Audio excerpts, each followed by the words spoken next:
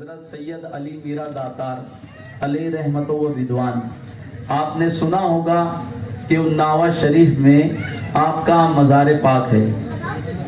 آپ سن رہے ہیں نا؟ سن رہے ہیں نا؟ ارے بولیے، سن رہے ہیں نا آپ لوگ؟ اناوا شریف میں حضرت سید علی میرا داتار علیہ رحمت و رضوان کا مزار مقدسہ ہے۔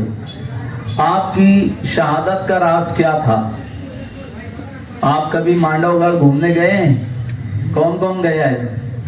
مانڈو گڑھ کا قلعہ دیکھے آپ لوگ؟ گئے نا؟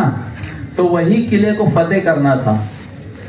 اس قلعے کو محمود بیگڑا نامی بادشاہ وہ فتح نہیں کر پا رہا تھا، اور ان کی جماعت میں یعنی وہ بادشاہ کے لشکر کے اندر حضرت علیم الدین جو آل رسول تھے، وہ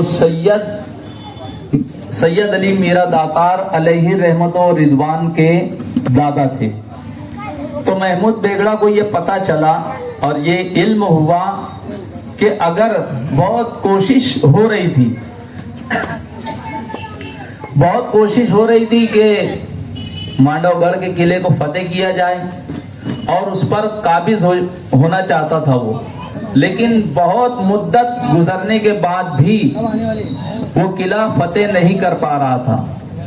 تو اسے یہ حکم ہوا کہ تمہارے اندر علیم الدین نامی شخص موجود ہے، اور اس کا جو پوتا ہے سید علی میرا داتار، آپ کی شادی کا وقت تھا، یعنی چند دنوں کے بعد جب آپ کی شہادت ہوئی، اس کے چند دنوں کے بعد جو ہے آپ کی شادی ہونے والی تھی۔ لیکن کچھ باتیں ایسی تھی کہ جب علیم الدین کو بادشاہ محمود بیگڑا جو ہے اس نے بلایا اپنے دربار میں، اور بلانے کے بعد کہا کہ مجھے علم ہوا ہے اور مجھے کچھ لوگوں سے معلوم ہوا ہے کہ سید علی میرا آپ کے جو پوتے ہیں انہیں آپ بلائیں، اور ان کی ہی وجہ سے یہ قلعہ ہمیں فتح ہونے والا ہے۔ قلعہ کیوں فتح کرنا چاہتے تھے وہ؟ اس کی وجہ یہ تھی کہ وہ بادشاہ بہت ظالم تھا، وہ روزانہ ہر انسان کا قتل کر دیتا تھا۔ وہ یہ نہیں دیکھتا تھا کہ وہ شخص مسلمان ہے یا ہندو ہے یا کسی اور مذہب کا ماننے والا ہے، بلکہ وہ روزانہ کسی نہ کسی شخص کو قتل کرتا تھا اور اس کے خون سے وہ تلک لگاتا تھا۔ کون؟ وہ مانڈو گڑھ کا جو بادشاہ تھا۔ اب جب محمود بیگڑے کو یہ بات پتا چلی تو اس نے اس قلعے کو فتح کرنے کے لیے بہت جدوجہد کی، لیکن بہت ساری کوششوں کے باوجود بھی اسے ناکامیاں ہی ملی۔ جب اسے یہ علم ہوا کہ تمہارے درمیان علیم الدین نامی شخص کا پوتا جو گجرات کی سرزمین پر ہے، وہ اس کی ہی وجہ سے اس قلعے کو فتح کیا جائے گا، تو بادشاہ نے حضرت سید علی میرا داتار کو ایک خط لکھا، اور خط لکھنے کے بعد جب وہ خط وہاں پر پہنچا تو ان کے جو بڑے بھائی تھے، سید علی میرا داتار کے جو بڑے بھائی تھے، انہوں نے خط پڑھا، اور خط میں تمام باتیں لکھی ہوئی تھی، اور ان کے دادا کے ہاتھ کا لکھا ہوا خط۔ تو جب انہوں نے اپنی ماں کو بتایا تو وہ شخص، وہ ان کی ماں جو تھی، انہوں نے کہا کہ بیٹا اس خط کو چھپا لو، اسے سید علی تک کے مت پہنچنے دو، بلکہ اسے چھپا لو۔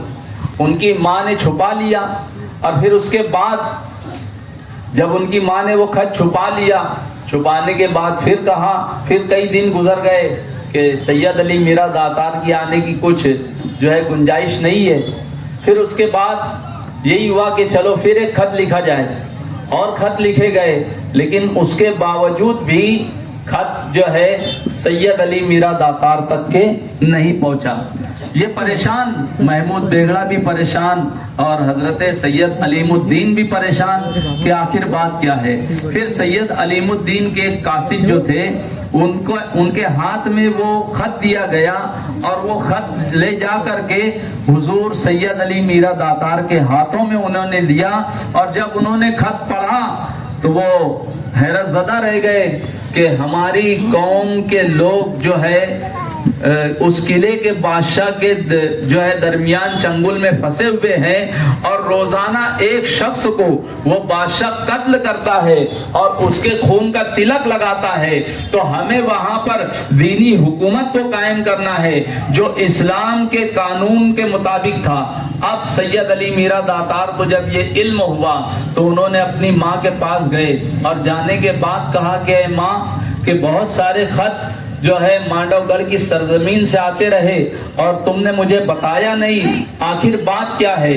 تو پھر ان کی ماں نے کہا کہ بیٹا تمہاری شادی کا معاملہ تھا، اسی لیے تمہارے بھائی نے اور میں نے یہ سوچا کہ اب تمہیں کوئی خط نہ دیا جائے تاکہ تمہاری شادی جو ہے اطمینان سے ہو جائے۔ لیکن حضرت سید میرا داتار نے کہا کہ ماں یہ تو دین کا معاملہ ہے، میری شادی تو ہوتی رہے گی لیکن ابھی دین کے لیے مجھے آواز دی گئی ہے۔ اب دیکھو جہاں پر کوئی مصیبت زدہ پریشان ہو جاتا ہے، جہاں کوئی قوم پریشان ہو جاتی ہے تو وہاں پر علی کا لال ہی اخذ کیا جاتا ہے، علی کے لال کو ہی پکارا جاتا ہے، علی کے بیٹے ہی کو بلایا جاتا ہے، حسنین کریمین کی اولاد کو ہی یاد کیا جاتا ہے۔ اس کی وجہ یہ تھی کہ کربلا کی سرزمین سے ہمیں یہ سبق ملا ہے کہ اگر یزید کو پہچاننا ہے تو امام حسین کے دامن کو دیکھو، اگر وقت کے یزید کو اگر دیکھنا ہے تو غلامان امام حسین کو دیکھو۔ تو عزیزان محترم آپ ذرا غور کریں کہ جس وقت حضرت سید علی میرا داتار کو جب بلایا گیا تو اپنی ماں کے قدموں میں گئے اور کہا کہ ماں میری شادی تو ہوتی رہے گی لیکن آج دین اسلام کے لیے مجھے یاد کیا جا رہا ہے، آج دین اسلام کے اوپر جو آفتیں اور مصیبتیں آئی ہے علی کے لال کو ہی تو یاد کیا جاتا ہے۔ ماں سے انہیں منتیں سماجت کرنے کے بعد اپنے بھائی سے وہ ملے اور بھائی سے ملنے کے بعد پھر انہوں نے بھائی کی اجازت لے کر کے اناوا شریف، اب دیکھو یہاں پر اناوا شریف جہاں پر آپ کا مزار مقدسہ ہے، آپ کی شہادت کہاں ہونے والی ہے میں بتا رہا ہوں۔ اناوا شریف جہاں پر آپ کا مزار مقدسہ ہے وہاں پر آپ نے مسواک کیا، 2 رکعت نماز ادا کی اور نماز ادا کرنے کے بعد جو مسواک تھی نا وہ اسی سرزمین پر گاڑ دیا۔ اسی سرزمین پر گاڑنے کے بعد اللہ سے دعا کی کہ اے اللہ مجھے جس کام کے لیے بلایا گیا ہے میں تیری راہ میں اسی کام کے لیے تو جا رہا ہوں، لیکن میں تجھے حاضر و ناظر جان کر اس مسواک کو یہاں پر میں گاڑ رہا ہوں۔ اگر میری شہادت ہوتی ہے تو چند افراد کو انہوں نے وہاں جمع کیا، جمع کرنے کے بعد کہا کہ اگر اس جنگ کے اندر میری شہادت ہوتی ہے تو آپ لوگ میرا مزار مقدسہ یہاں بنا دینا۔ کہاں پر؟ اناوا شریف میں۔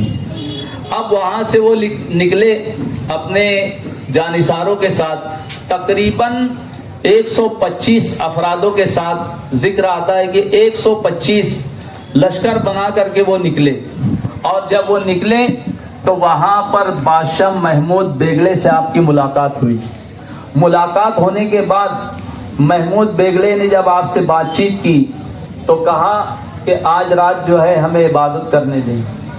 اس وقت ملاقات ہونے کے بعد جب عبادت و ریاضت میں آپ لگے رہے تو اس رات جس خیمے کے اندر حضرت سید علی میرا داتار اور آپ کے دادا حضرت سید علیم الدین موجود تھے تو اس قدر بارش اور طوفان ہوا کہ تمام کے تمام خیمے اکھڑ گئے، لیکن جس خیمے کے اندر حضرت سید علی میرا داتار موجود تھے اور جس خیمے کے اندر ان کے دادا تھے، الحمدللہ نہ وہ چراغ بجھا اور نہ وہ خیمہ اکھڑا۔ نعرہ تکبیر، نعرہ رسالت، علماء اہل سنت۔ تو اس جگہ پر جہاں پر آج ہم جاتے ہیں گھومنے کے لیے مانڈو گڑھ کی سرزمین پر، تو وہاں پر پیچھے کے سائیڈ بہت بڑا جو ہے سمندر جیسا ایک جسے ہم عام طور پر کہتے ہیں تالاب بنا ہوا تھا۔